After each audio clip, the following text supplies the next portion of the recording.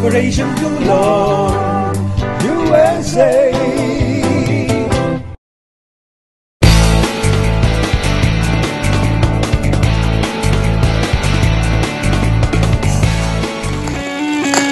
Maraming salamat mga ka-OFW at mga ka-Pilipino. Kumusta po kayo? Inaasahan ng inyong lingkod na kayo po ay nasa mabuting kalagayan, walang problemang mabigat. Alam ko na hindi nawawala problema, lalo-lalo na aking mga ka-OFW. Alam ko na mayroon tayong laging problema, mayroon tayong laging nadarama, kalungkutan, hirap, pagod, homesick, lovesick, lahat na yan ay nagkakapatong-patong sa ating balikat. Subalit, sa bagitan ng ating pag-uugnayan, mula sa aking mga ka-OFW na nasa 72 bansa na ayon sa aming software na nagmamonitor sa manunood at lagi nanonood sa Utusan TV ay maabot sa 72 bansa all over the world, na kahit na isa lang ang ating tagapanood sa bawat bansa, at least we have a perfect 72 viewers sa kasalukuyan. At ako nagagalak sapagkat at least nare-reach out natin siyempre yung ka-OFW natin na nakaka-ugnay natin araw-araw sa magitan ng kahit na isa man lamang ibabalita sa isa. Alam nyo ang Facebook, ang tawag ko riyan ay it is a circle of friends. Yung kaibigan ko na si Tilpulano ay kaibigan niya si Tilpulana, na si Tilpulana ay kaibigan niya si Jugita, at si Jugita kaibigan niya si Jugito. Mga ka-Pilipino, it is a circle of friends. Kaya magtataka kayo kung bakit mamaya-maya mayroong naniningil sa inyo dahil nakikita kayo ha? So, yan mga ka-Pilipino ang beauty na taglay ng internet. At ang internet, nasaan po tayo? Ang internet, nariyan ang Utusan.tv. At nariyan ang Facebook. Nasaan ang Utusan.tv? Nasa loob ng inyong Facebook. Nag-broadcast ako ngayon sa loob ng inyong Facebook, mga ka-Pilipino. I-type lamang ninyo ang www.utusan.tv at nariyan na po ako. Saan nyo i-type? Diyan sa right post, comment box, o kaya sa PM box. Mga ka-Pilipino, i-type lamang ninyo yan at i-click ninyo ang lilitaw doon sa box. Mga ka-Pilipino, ayan si Calpito, yung Utusan.tv, naglilingkod sa inyo. At sa pagkakataong ito ay pinaabot ko ang aking personal na dalangin sa lahat ng mga nasa 72 countries na mayroong mga karamdaman. Kung mayroon man kayong karamdaman ay pinaabot ko ang aking personal na dalangin na sana iigin na kayo sa inyong mga karamdaman upang manumbalik ang dati po ninyong kalusugan. Sa pagkakataong ito ay isang karangalan na kayo po ay papasyal ko sa Kuwait. Mula sa aking kinaroroonan dito sa Los Angeles, California, United States of America, na nasa malapit tayo, 2 bloke lamang layo ko sa DreamWorks production ni Steven Spielberg. At sa may kanto ay ang Channel 7, ang sikat na himpilan ng telebisyon dito sa Amerika. At sa aming paligid ay ang pag-aari ng Disney. Kaya mula sa aking kinaroroonan mga ka-Pilipino na bagamat bahay kubo lamang ang studio, ay papasyal ko kayo sa Kuwait na kung nasaan ay atin pong makakaugnay ang isa sa masasabi natin leader OFW na ngayon ay direktamente nakakausapin ko mga ka-Pilipino. At kung may mga nais kayong batiin o anuman, ay isulat lamang ninyo sa ang aking career ngayon ay narito ako sa Utusan.tv group page.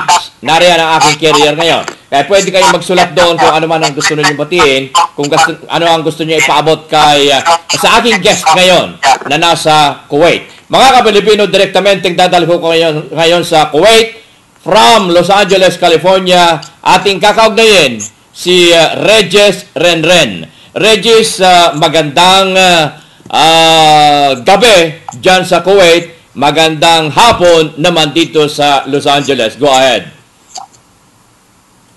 Hello po, Kuya Man. Good evening po sa Middle East and good afternoon po sa USA.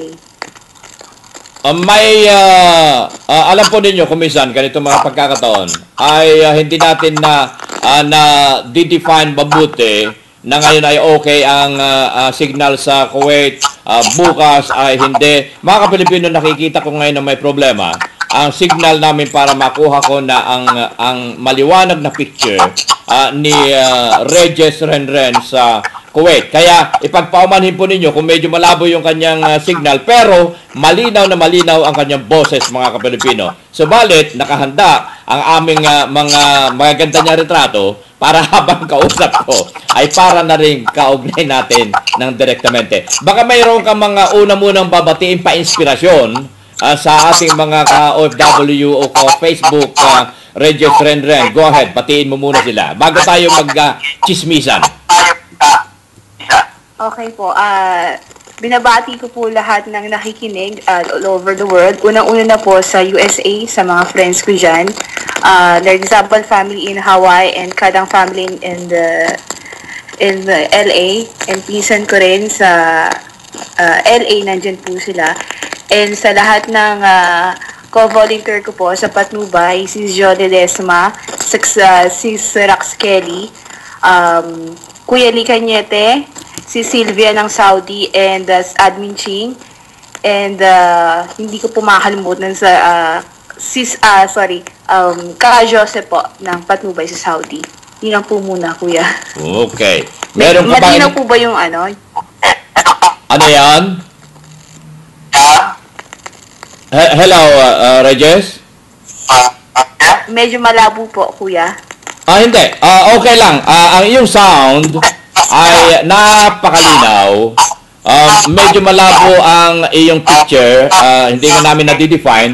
Pero ito ay ini-inset namin. Kami nang bahala sa production. Don't worry about it.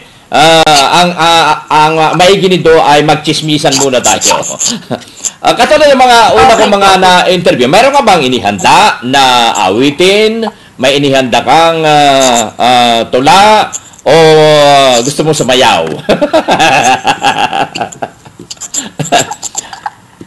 Hindi ako prepared, Kuya. Hindi talaga. Okay. Nagulat naman ako. Okay. Ngayon ay magchismisan na lamang tayo kung gano'n. O kung gusto mo, kantahan na lang kita kaya. Okay, ganito. Gusto mo malaman? Ano po ba? Dilugapin niyo po. Go ahead. Hindi, ibig ko pong sabihin, kayo po yung kakanta sa akin. Ganun ba? Okay.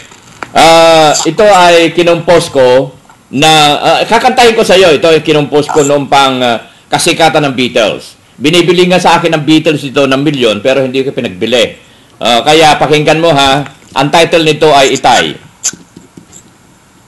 Itay ni Bubble in Hawaii. Alpito, napakahirap magpatawa, oh. Ayaw man lang tumawa ni Regis. Okay. Mahirap palang patawanin itong aking kausap na ito. Ikaw ay nariyan sa Kuwait, pero bago tayo magtungo sa Kuwait, nais ko munang alamin kung taga saan ka sa Pilipinas. Saan ka galing sa Pilipinas? Actually, Manilenya po talaga ako, Kuya Man. Doon po ako pinanganak at doon na rin po ako. Opo. Yung parents ko po, magkaiba po ng province. Mother ko po is from Bicol and yung father ko po is from La Union. So, nakakapagsalita ka ng Bicol, nakakapagsalita ka ng Ilocano? Hindi po masyado. Wow, okay. Yung La Union, sa La Union, hindi po kasi ako talagang as in lumaki. So, hindi po ako nakakapagsalita masyado doon. Pero naintindihan mo naman ng kaunti kahit na sa panahon ading mga ganon. Sa Maynila. Sorry po. Sa Maynila, ay ito'y pwede mong sagutin, Ornat. Saan ka nagtapos ng pag-aaral? Maring high school, maring college? Sorry, kung saan po ako sa Maynila. Pasensya na po, medyo pong malabo yung boses. Ganun ba? Kasi wala ka kamong wala kang headset or earphone or gadget para ma-direktamente na mapakinggan mo ko. At any rate, siguro, baka pwede mo lakasan yung volume ng iyong tablet na ginagamit. Opo, medyo mahina po kasi yung signal. Pasensya na po. Sige po, go ahead lang po, kuya. Oh, sige, okay. Alright. Saan ka nag-aral sa Pilipinas? Sa STI College Muñoz po, sa may Congressional Avenue po, sa Quezon City. Doon ka nag-college na o high school yun? Yes, opo, doon na po talaga. Aha. Ano ang iyong natapos sa kolehiyo, Iha? E-commerce programming po. Paano mo natuntunan ang pagtungo riyan sa Kuwait? Ito ba ay nagtrabaho ka ba sa Manila simula or direktamente pagka-graduate mo ng college ay nag-apply ka na for Kuwait? Or pwede mong ikwento sa amin? Okay po. Actually, nung graduate po ako ng college, hindi po kaagad ako nakapagtrabaho. Bali, parang tumutulong-tulong lang po muna ako sa simpleng negosyo nung tita ko. And then, nakapagtrabaho po ako noon sa Quezon City rin, sa construction company po, sa office. And medyo hindi din po talaga enough lahat ng expenses. So, 2006 po, nakapag-apply po ako sa Lebanon. Doon na po ako nag-start na nag-abroad. Sa Lebanon ka na unang nagtrabaho? Sa construction company po, nung after kong graduate po, mga after ilang months po, then nakapagtrabaho po ako sa construction company po sa Quezon City. Bago ka nag-abroad? Yes, opo. Bago rin po ako nag-abroad. Actually, marami din po akong na-applyan before. Bago po ako nag-abroad, nag-try din po akong mag-work sa isang pharmacy. And then, hindi rin po siya nag-workout. So, hindi rin po enough. Parang may hinahanap ka pa rin eh. So, doon na po, nung around 2006 po, doon na po ako nag-start mag-abroad. At age of 24 po ako noon. Saan ka mo una kang dumaong abroad? Bali, 3 years po ako sa Lebanon. 2006 hanggang 2009 po. And then, 2010 po, pumunta pa naman po ako dito sa Kuwait. Hindi ba sa Lebanon ay ipinagbabawal nila ang pumunta ang mga Pilipino? Ganun ba yun? Opo sir, nung 2006 po ng March, hindi pa po siya ban. Bali, nag-ban lang po siya noong mga June or July nung nagkaroon po ng gera. So, actually, ang dami pong umuwi nun eh. Pero, nag-stay po ako kasi at that time, safe pa naman po ako. And then, sinabi ko na sa pamilya ko na hindi ko uuwi since kaya ko naman. But yun po, hanggang sa naging tuloy-tuloy naman po ng hanggang 2009, then umuwi po ako. Pero nagkaroon po ako ng problema nun, kaya po umuwi ako ng Pilipinas. Pwede ba natin ikwento yung problema yon?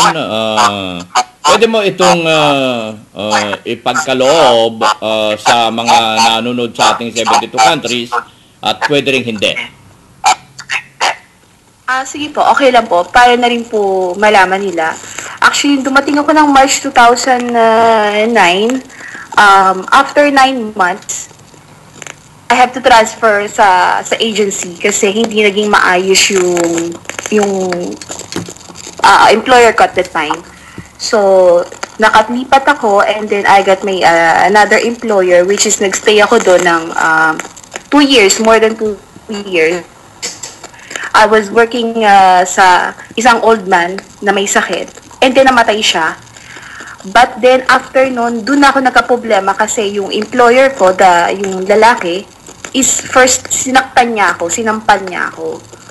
So, hindi ko talaga alam at that time kung palalagpasin ko ba or what. But I talked to the wife.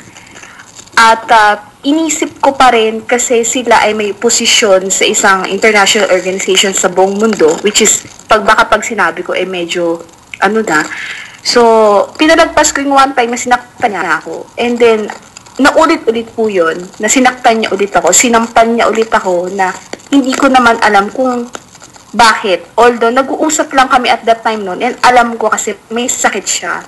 So, wala akong ibang choice kundi, since gusto kong umuwi at alam kong medyo may hirapan ako, nag-run away po ako at pumunta po ako sa Philippine Embassy sa Lebanon po. doon na po nag-start. Pagkadating ko ng Philippine Embassy, the next day, dumating yung employer ko, and the case was closed kasi napaamin ko naman siya na sinaktan niya ako, and okay na wala siyang ikakaso sa akin. Pero ang masakit po doon, hindi niya ako kaagad pinauwi. After 3 months pa niya ako pinauwi. Means, napakatagal pa ako nag-antay dun sa shelter o yung sinasabi ng bahay kalinga from the Polo. And actually, dun ko nakita yung realization ng paghihirap ng mga OFW kasi dun sa lugar na yon is siguro masasabi ko, I think at that time na yung mga kasabayan ko, nakita din nila yung paghihirap kasi para kaming preso, para kami nasa Bartolina for 3 months. Ang tanging makikita lang namin araw na isa yung pintuan and yung bintana is iisa lang. And lahat ng klase ng kasong tumatakbo doon, makikita mo, makikilala mo, almost 100 kami. And napakaliit lang ng lugar, and at the same time, hinanap yung food. Ang masakit lang po kasi doon, kuya, parang hindi kumikilos yung gobyerno at that time kasi nga po, nakaban. Kumbaga po, nagigera, and by batch po yung uwi, pero ang nangyari po kasi everyday, almost 5 to 10 OFWs ang tumakas na hindi successful lang pagpunta. Makikita may iba't ibang story na iba, halos ma-rape, yung iba po hindi sinasahuran, yung iba naman actually na-homesick lang, yung iba gusto lang talaga umuwi. So, at the time po, nung 3 months ko na yun, actually parang masisira yung utak ko kasi hindi ko, for 3 months hindi ko kinakausap ang pamilya ko. Ang tanging ko mausap lang sa pamilya ko at that time is yung organization din na tumutulong sa akin kasi wala akong pera nung tumakas ako. And sa loob ng shelter na yon na sinasabi nga nila na nagbabudget daw ang gobyerno is wala nang, kasi ayoko na lang magsalita sana na hindi talaga maayos ang pagkain. Which is siguro, nung time na yon wala siguro talagang budget ang gobyerno. So wala akong ibang choice kundi humingi ng tulong sa organization na nakabasis sa Lebanon. And siling tumulong para magbigay ng food. Every week actually nabibigyan ako ng food. Sinishare ko sa mga ibang co-OFW ko. Mga sabon, ganyan. Kasi, sinasabi nga nila may budget daw kami, pero wala talaga. And at that time, nung 3 months ako, iniisip ko na baka hindi, pag umuwi na ako ng Pilipinas, may sakit na ako kasi isa lang yung banyo namin, yung lugar na pinagtutulugan namin, is para ka rin nasa kulungan. So, that time po na yun, pauwi na ako, sinabi ko sa sarili ko na darating din yung time na pag nagkaroon ako ng pagkakataon na makatulong, ibabalik ko po. So, kaya nandito po ako ngayon sa kung ano po yung ginagawa ko sa kasalukuyan. Alam mo, tindig balahibo. Ang mga naririnig kong kwento ng ating mga ka-OFW na sa akala ng mga nasa Pilipinas ay napakadali ang ating sitwasyon na naglilingkuran sa ibayong dagat para lamang kuno ay kumita na sa lapi. Subalit nakita po ninyo kung gaano hirap na dinaranas. Kung nakikita ninyo, nababasa ninyo yung kanyang mga sinusulat sa Facebook, si Regis Renren, ay akala ninyo hindi siya nanggaling sa kanyang hirap kay pala. Mga ka-Pilipino, 72 countries ngayon ang nanonood, nakarinig sa kanyang kwento na dapat ito ay election ngayon. Dapat ngayon ay mag-isip-isip ang mga Pilipino. Huwag na ninyo iboto yung mga kung sino-sino riyan, ang mga sikat lamang. Dahil hindi nila nararamdaman ang paghihirap namin dito. Ang iboto ninyo, mga ka-Pilipino, ay yung mahirap na kandidato. Yung hindi nang bibili ng inyong boto. Ay binoboto kasi ninyo, dahil yung sikat na, popular, iboboto nyo na. Yung iba naman, 100 piso, 500 piso, ay iboboto mo na kapag binigyan ka ng halagang yan. Mga ka-Pilipino, nakita ninyo ang hirap namin? Nakita ninyo, naririnig ninyo ang kanilang kwento? Isipin ninyo para silang 3 buwan na nariyon. 100 sila sa isang kwarto, isang banyo. Paano hindi sila magkakasakit?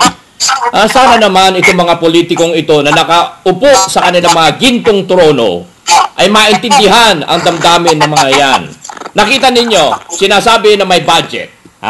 Nasaan nyo dinadala yung $25 na ibinibigay namin tuwing aalis kami sa ating bansa? Nasaan nyo nilalagay? Inilalagay nyo yan puhunan para sa ganon ay yung mga lalapit sa inyo na hahanap ng trabaho, doon nyo isasaksa at doon napupuntang sweldo ng mga tao na inyong mga pinagkakautangan ng loob. Kaya ayoko yung sinasabing utang na loob Ang utang na loob ay hindi dapat bayaran sa halip ito ay pasa. Sapagkat kung ang utang na loob ay binabayaran, alipin ka niyan, mga ka-OFW at mga ka-Pilipino. Balik tayo kay Renren. So, nagkasakit ka sa loob ng 3 buwan. Nararamdaman namin, nakikita namin, isipin ninyo, isang ban ninyo, 100 kayo roon, isang pintuan, isang bintana. Mga ka-Pilipino, isipin ninyo, amoy, paano hindi ka magkakasakit? So, ano nangyari sa iyo nung ikaw ay makaalpas doon sa 3 buwan na yun, Regis? Actually po, nung pauwi na rin ako, idadagdag ko yan din po, pauwi na ako noon, kailangan kong bumisita sa office kasi may pera yung binigay employer ko. And I think kailangan ko na rin po siguro sabihin to kasi sana mabago nga nila yung ganung sistema na sa Philippine Embassy sa Lebanon is like parang nangungurakot sila ng pera from the OFW. Muntik nang hindi maibigay yung pera ko at that time na alam naman nilang uuwi na ako. So, yung binigyan ng pera ng employer ko para pag-uwi ko is nakabili na is hindi wala siya doon, hindi siya present. So, kailangan ko pang sabihin doon sa isa sa mga officer na yung pera ko, ganito, ganyan. Alam naman nilang uuwi ako okay. So, ganun yung nangyari, nakuha ko yung pera ko, pero meron akong nabalitaan at that time na may mga OFW na hindi nila nakuha yung pera nila dahil ibinulsa ng mga nakaupo sa Philippine Embassy sa Lebanon. And nakauwi na lang yung OFW. So sabi ko dun sa OFW, buti pala ako nakuha ko, samantalang siya hindi. So, isa na rin po yun na sana, actually hindi ko po alam kung andun pa sila sa posisyon na yun. I think nandun pa rin po sila na. Nakalimutan ko na po yung mga pangalan nila. Tingin nila, kasi ganito po yung nangyari at the time, sa alam ko at pagkakarinig ko na every time maraming nag-run away, dumadagdag ang budget ng polo, ng OWA sa foreign country. Which is, alam ko ganun nga po. Kasi actually, syempre lagi po kami nag-fill up ng form. O ilan yung nag-run away, ilan yung ganito. So, alam ko po na kapag dumadami kami, may mga budget, pero yun nga po, sa kasamaang palad, alam na po na nabubulsa. So actually, kung ano man yung iba pang narinig ko, na nalaman ko, pinagpasalamat ko na rin, nakuha ko rin yung pera ko. And nung nakauwi naman po ako ng Pilipinas, okay naman na po lahat. Yung mga nakilala ko po dati sa loob po ng shelter na mga runaways, actually hanggang ngayon po, mga kaibigan ko pa rin po sila simula noong 2010 at 2009 na nakauwi ako. At ini-encourage ko lang sila na for the next time na mag-abroad sila is mas maging aware sila. And yun nga lang po, halos lahat din po kami na nandun, katulad isa rin po po sa mga na doon sa Philippine Embassy, nag-abroad din po. Kaso ako po kasi hindi na po sana talaga dapat ako mag-abroad, pero mas pinili ko pa rin pong mag-abroad kasi nakasanayan ko na rin po. So, from Lebanon, umuwi ka ng Pilipinas, for how many months na nag-stay ka ng Pilipinas bago ulit umalis? Actually po, 2009 po, 1 year din po. Sa loob ng 1 year? Gusto ko rin pong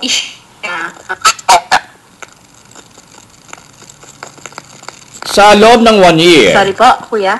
sa loob ng 1 year na nagbalik ka sa Pilipinas, meron ka bang napasukan trabaho doon? Meron ka bang nag-income doon? Actually po, meron po. Gusto ko rin pong i-share para na rin po sa kapupulutan na rin po ng aral ng ating mga nakikinig. For 1 year, ako po ay nagkaroon ng mga transactions sa sabihin lang po nating malaking tao makuha na ng income. At sa totoo lang po, ako po ay naging blessed po yung pagkakataon na yon na makakilala po ako at magkaroon po ako ng pera. Actually, may mga naging connection po ako sa mga gasoline stations, yung paano po mag-start ng gasoline stations.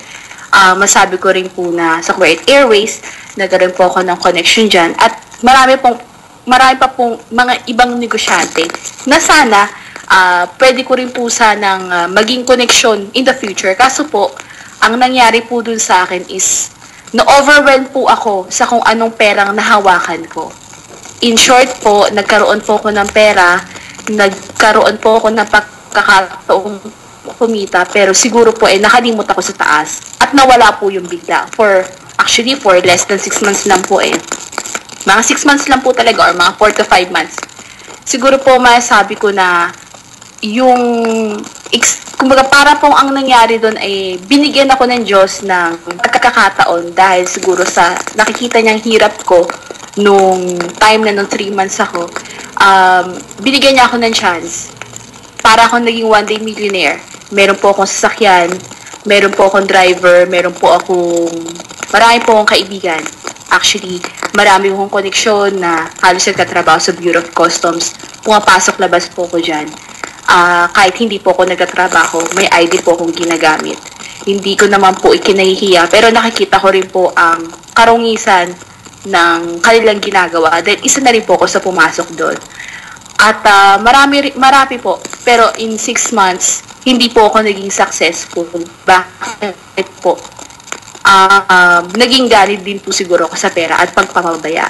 Hindi ko inisip na yung perang makukuha ko at that time is pwede ring mawala.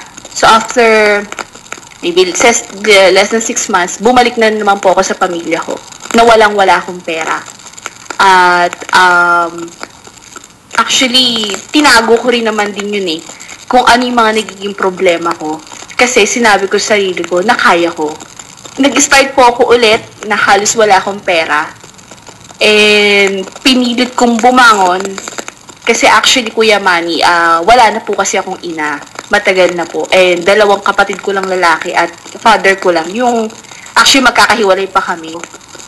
Balik na naman ako sa mga tita ko. Which is, tinatanong nila, asa ng pera ko, bakit ganito, ganyan. Sabi ko, 2010, lalabas ulit ako ng Pilipinas. So, nag-try po ulit ako ng faith. Ngayon, pwede ba na malaman natin bakit, para sa ganun magkakaroon ng pagkain-kaisipan ng ating mga tagapanood ngayon, bakit naman naubos yung pera mo? Ikaw ba'y naging sugarol? Ikaw ba'y napunta sa bisyo or what? Bakit naubos? Actually po, meron po kaming transaction. Isa po ako sa kumikilos para magkaroon ng transaction sa isang negosyo. Example po, ikaw po isang foreigner. Gusto po ninyo ng transaction na gumawa ka ng ng business planner. Nakagawa ko po yun Nakikipag-usap po ako sa tao. Nababayaran po ako. Ang moral lesson ay huwag masyado maluho. Okay. Ngayon ay magtungo tayo sa iyong pagbabalik sa Kuwait. Ikaw ay nagbalik 2010. Ngayon ay 2013. Ang iyo bang employer nang ikaw ay pumasok ulit sa abroad at nagtungo diyan sa Kuwait, yun din ang iyong employer up to now? Hindi po. So, pang ilang employer mo na ngayon, yung kinaroroonan mo ngayon? Bali, pangalawa pong employer yung ngayon po is may second employer.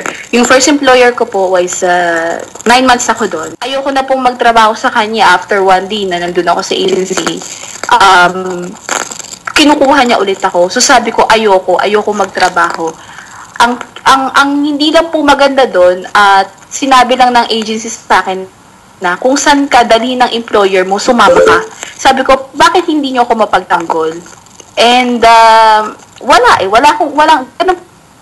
ganito po talaga sa Kuwait bentahan lang po kami. Binebenta lang ang OFW parang negosyo. So, wala na ibang choice kundi sumama sa employer ko. Pumunta ako sa ibang agency. And for 1 day, sa awa ng Diyos, at na-meet ko tong second employer ko at nagkaroon kami ng kasunduan tungkol sa aking trabaho. At tinanggap ko na po. At hanggang ngayon po, employer ko pa rin po sila. Kumusta naman ang sitwasyon mo riyan? Tinatrato ka bang maganda? Ang sweldo ba ay okay? Ang pagkain ba ay maayos? Ikaw ba ay pwedeng gumamit ng cellphone or what? Pwede ba namin malaman yon? Wala pong problema. Ako po ay malaya dito kasi po ang aking pong trabaho sa mga bata ay sa pagtuturo ng kanilang mga academics sa school. Actually po, mas marami nga po yung oras ko ng pagpapahinga kaysa po pagtatrabaho. Wow. At least, nagagalak akong malaman yan. Ngayon ay gusto ko malaman, kailan ka nagsimula na maging aktibo sa internet o kaya ay sa Facebook? Actually po, ito lang taon na to January lang po siguro. Ito lang po, 2013 lang po, January. Paano mo natuntunan na epektibo ang Facebook or internet? Admin page, pero yung mga pampakit lang po. Pero po, siguro po yung active po sa ngayon is yung pagiging volunteer member po ng Patnubay, kay Ka Joseph po. Anong pangalang grupo? Patnubay? Patnubay Online po. Yes, sir, kuya. Okay, Patnubay Online. Ngayon, mabalik ako dahil alam mo, ang inyong sitwasyon, ang ating sitwasyon bilang OFW ay lagi ko ipinagmamalaki at lagi kong ipinaalam sa buong mundo na dapat tayong ipagmalaki. Sa iyong nakikita ngayon, dapat ba na bumoto ka or hindi dahil sa nakikita mong sistema ng ating pamahalaan ngayon? Maganda ang ating gobyerno, maganda ang ating pamahalaan. Subalit ang mga mahawak ang siyang uulitin ko, hindi maganda ang kanilang pamamaraan. Lalahatin na natin. Okay, ikaw ba ay nakahanda na bumoto nitong botohan ng buwan ng Mayo? Hindi po. Hindi po ako boboto. Okay. Thank you very much sa iyong very candid na katugunan. Sa iyong nakikita sa loob ng 5 taon, nasaan ka after that? Actually po, nakikita actually yung pagtulong pa rin po sa mga OFWs ko na naghahanap sila ng taong pwedeng tumulong sa kanila. Doon pa rin po siguro ako. Naging aktibo pa rin po ako sa kung anong nasimulan ko ngayon. At siguro po kung ano, sa personal po, nakikita ko pa rin po, OFW pa rin po ako talaga. Ito ay pwede mong sagutin, pwede rin hindi. Ikaw ba ay available pa? Opo, single po ako. Okay. Idagdag ko doon sa 5 taon na tanong ko. Ano nakikita mo bilang single after 5 years? Hindi ko po alam kung mag-aasawa ako eh. Baka po. Okay. Meron akong hindi na touch na nais mong ibahaging impormasyon sa ating mga taga-panood na 72 countries all over the world. Nasa iyong pagkakataon para banggitin yung hindi ko nabanggit. Go ahead. Okay po. Una-una po, salamat sa pagkakataon na to na ako po ay makakapagsalita in behalf po ng aking gawang advokasya. Unang-una po, sa mga gusto pong mag-abroad, ipin po muna natin kung bakit po tayo lalabas ng bansa. Ang sitwasyon ng mga OFW ngayon ay hindi na po maganda, lalo na sa Middle East. Unang-una po, wala kaming proteksyon. Halos lahat na lang po ng karapatan namin ay hindi naman nasusunod unang-una sa sahod. At hindi pa masisira yung may mga asawa dyan, hindi nagkakaroon ng pagkakataon mga gawa. At pangalawa po, sana po dun pa rin po sa mga gustong mag-abroad.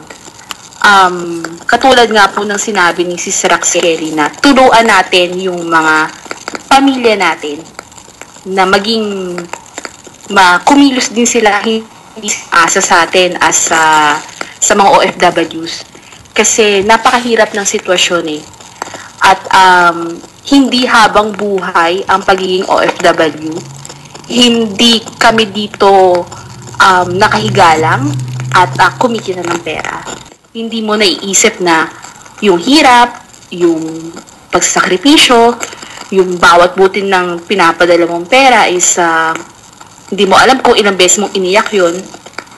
Sana kung magpapadala po kayo ng mga OFWs sa lahat ng bansa, especially po sa Middle East, kung pwede lang po sana, kayo po mismo dyan sa Pilipinas is maging maayos yung kaligtasan namin. Magkaroon naman po sana kami ng assurance. So, nakakalungkot na hindi na alam kung saan kami minsan pwedeng lumapit kasi hindi na kami ay nababaliwala. Sana bigyan kami ng konti pang pagkakataon na maano naman yung boses namin. Kasi actually, ang dami namin hinaing Lagi lang po tayo magdadsal sa taas. At wag po tayong bibitaw. At kung ano man po yung problema ang kinakaharap natin, wag po nating isipin na hindi natin kaya. Actually, yun po yung isa sa pinaka ginawa kong hawak yung disiplina at yung dasal. At wala naman po sigurong mawawala kung tayo po ay laging hihingi ng gabay sa taas. Ayun po, kuya. Mga ka-Pilipino, nyo pong narinig, napanood ang isa sa OFW na laman natin ang kanyang napakahirap na karanasan. Sa katauhan ni Regis Renren, direktamente nakaugnay po natin mula sa Kuwait. Ang inyong lingkod, kaagapay sa hirap at ginhawa. Kuya Manny Calpido po, nag-iiwan ng pagkain kaisipan. Ang utang na loob ay hindi dapat na bayaran. Sa halip, ito ay ipasa. Sa inyong lahat, salamat at mabuhay. Operation Tulong USA.